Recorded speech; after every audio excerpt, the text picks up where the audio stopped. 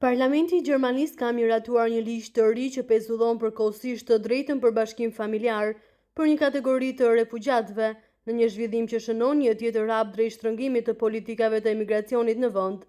Vendimi i marrë këtë të premte në Bundestag synon refugjatët që gëzojnë tash të quajtur mbrojtje plotësuese dhe do të jetë në fuqi për një periudhë 2 vjeçare. Me 444 vota dubull.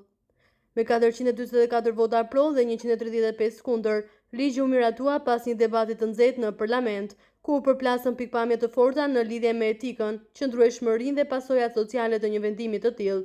Projektligji u paraqit nga ministri i brendshëm Aleksandar Dobrindt, antar i Unionit Kristiano Social, Partia si Motor Baraveze, ECDU-s të kancelarit Friedrich Merz.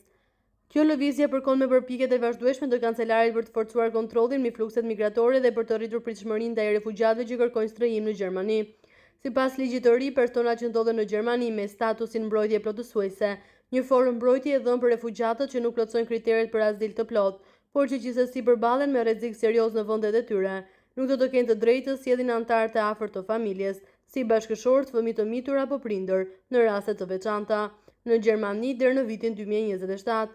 Kjo mas ka shkaktuar shqetësime të mëdha mes organizatave humanitare dhe të drejtave të njerëzit, të cilat e konsiderojnë vendimin si një shkelje të parimeve themelore, të së drejtës ndërkombëtare për refugjatët dhe të drejtës për jetë familjare. Këto janë njerëzit që kanë shpëtuar nga lufta dhe persekutimi, por tani po nënshkrohen sërish duke i ndarë nga familjet e tyre, ka deklaruar një përfaqësues i organizatës Pro Eisli.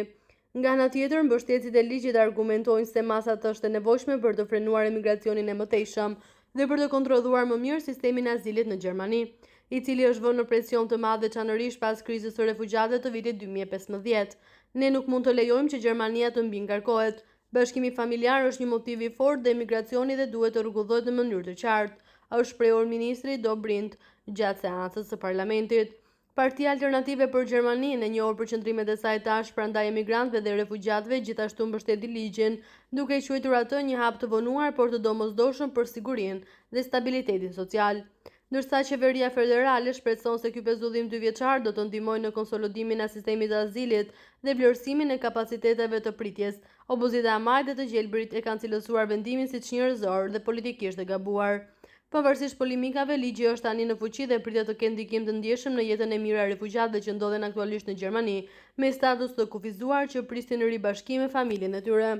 Analistët politik parashikojnë se kjo lëvizje mund të forcojë pozitat e qeverisë Merz mes votuesve konservator, por njëkohësisht do të testojë angazhimin e Gjermanisë ndaj standardeve ndërkombëtare për mbrojtjen e refugjatëve.